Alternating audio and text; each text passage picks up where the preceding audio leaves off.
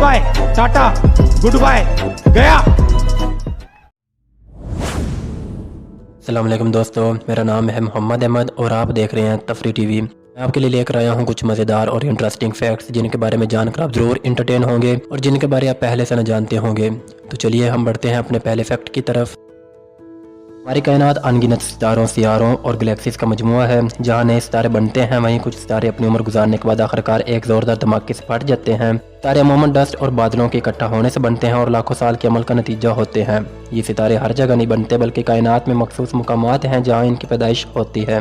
1995 में Hubble telescope ने इन मुकामात में से एक मुकाम की तस्वीर खींची जिसे पिलर्स ऑफ क्रिएशन कहते हैं। फिर 2014 में हबल टेलीस्कोप ने दोबारा इस मुकाम को विजिट किया और एक हाई क्वालिटी तस्वीर जारी की जो आप स्क्रीन पर देख सकते हैं।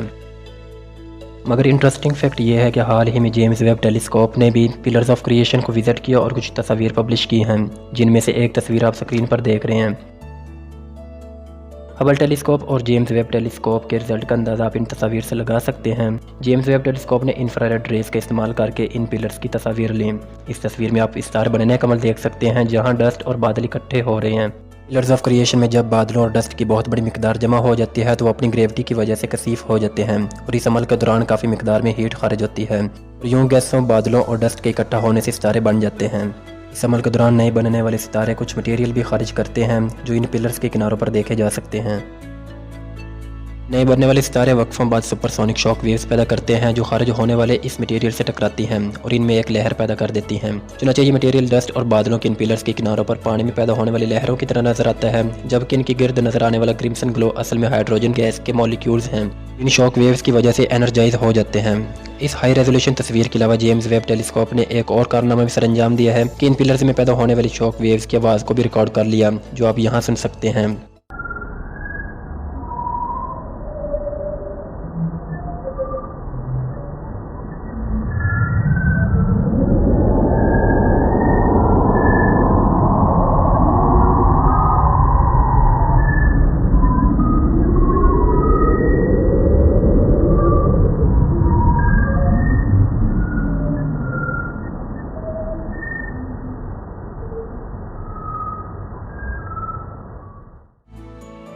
तो कैसा लगा ये फैक्ट? मजा आया। श्रीलंका में शेर के पंजों वाली एक बहुत बड़ी चट्टान और इसके साथ कदीम दौर की तहजीब दरियाफ्त हुई है जो यहाँ करीबन 6 सदियाँ कबल आबाद थी। शेर के पंजों वाली ये चट्टान एक अजीम किले का एंट्रेंस थी जिसे सनहाली सल्तनत के बादशाह कश्यप अव्वल ने 495 में तमीर करवाया था। कश्यप अव्वल ने मौर्य ख़ानदान की सनहाली सल्तनत पर हुकूमत की थी और बाद उसे अपने ही बेटे के हाथों शिकस्त का सामना करना पड़ा। ये किला सगीरिया में तमीर किया गया था जो इस सल्तनत का दारुल हुकूमत था। कश्यप के मरने के बाद ये सल्तनत खाना जंगी और बैरूनी हमला आवरों की वजह से कमज़ोर हो गई, ऐसे ऐसा बिल्कुल ख़त्म हो गई, यहाँ तक कि ये जगह भी वीरान हो गई और इसे जंगल ने निगल लिया। करीबन 1 सदी तक ये शहर दुनिया की नज़रों से ओझल रहा। सिर्फ मुकामी देहातियों के अलावा इसके बारे कोई न जानता था। खाना जंगी की वजह से श्रीलंका या सगीरिया यूरोपी ताकतों के लिए मुफ्त का नवाला साबित हुआ। चुनांचे 1500 के निस्फ़ में यहाँ पुर्तगालियों ने हमला करके श्रीलंका का बहुत बड़ा हिस्सा हथिया लिया और सगीरिया सल्तनत को मुकम्मल तौर पर ख़त्म कर दिया। इसके 1 सदी बाद डच इस इलाके के आका बन गए जिन्हें 1700 के आखिर में बरतानवी साम्राज्य के हाथों शिकस्त हुई। बरतानवी राज में मशहूर स्कॉलर और मौरख जॉर्ज टर्नर इस इलाके में आया जिसने यहाँ के मजहबी पेशवाओं के जरिए उनकी तारीख को पाली ज़बान से इंग्लिश में ट्रांसलेट किया। 1827 में एक स्कॉटिश ऑफिसर जोनाथन फोर्ब्स इसका दोस्त बन गया। कश्यप और उसके किले की कहानी सुनने पर इसे दरियाफ्त करने का अज़म बांधा। अलबत्ता जोनाथन फोर्ब्स इस किले को दरियाफ्त करने में नाकाम रहा और फिर इसके बाद यह काम archaeological commissioner Harry C.P. Bell को सौंप दिया गया। बेल इस इलाके और शेर के पंजों वाली चट्टान को ढूंढने में कामयाब रहा। इसके अलावा उसने दीवारों पर बड़ी पेंटिंग्स को भी खोज डाला जो बड़े शानदार अंदाज से बनाई गई थी और सल्तनत की अजमत का अक्स थी। इस शहर को देखकर इंसान हैरत में पड़ जाता है कि एक मामूली सी मखलूक इंसान के अंदर अल्लाह ताला ने कितनी काबिलियत रखी है, मगर फिर भी वो अपने खालिक को पहचानने से इनकार करता है। दोस्तों, अगर आपको सांप जैसी लंबी गर्दन, समुद्री कछुए जैसे पाँव और मगरमच्छ के जबड़ों वाला जानवर यानी ऑल इन वन एनिमल दिखाया जाए तो कैसा लगेगा? हाँ जी, हाँ जी। यूनाइटेड स्टेट्स में एक कदीम आबी गुजरगाह जिसे आजकल वायोमिंग कहते हैं, वहाँ माहिरीन को इस जानवर के बाक़ियात मिले हैं। ये जानवर रेप्टाइल्स के ख़ानदान प्लेसियोसॉर से काफ़ी मुमासलत रखता था जिनकी गर्दनें लंबी थी और वो समंदर में रहने वाले रेप्टाइल्स थे। साइंसदानों ने इसको अजीब तरह का नाम भी दिया है जिसका मतलब है स्नेकी क्रोक फेस यानी सांप और मगरमच्छ जैसे दिखने वाला जानवर।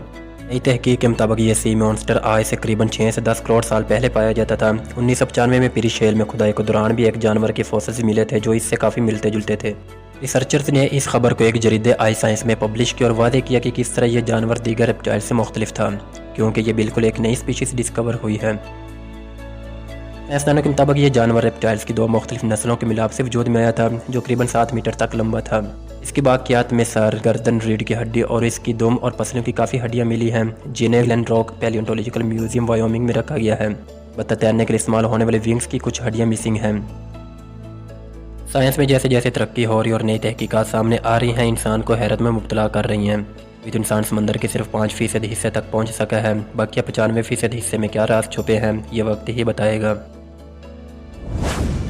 दोस्तों, ये थी हमारी आज की वीडियो। आपको वीडियो कैसी लगी और कौन सा फैक्ट आपको ज़्यादा पसंद आया है, कमेंट सेक्शन में अपनी राय से ज़रूर आगाह कीजिएगा। अगर इस तरह की मज़ीद वीडियोस देखना चाहते हैं तो चैनल को सब्सक्राइब कर दें। अब हम मिलेंगे एक नई वीडियो के साथ, तब तक अपना बहुत सा ख्याल रखिएगा और मुझे दुआ में याद रखिएगा। अल्लाह हाफिज़।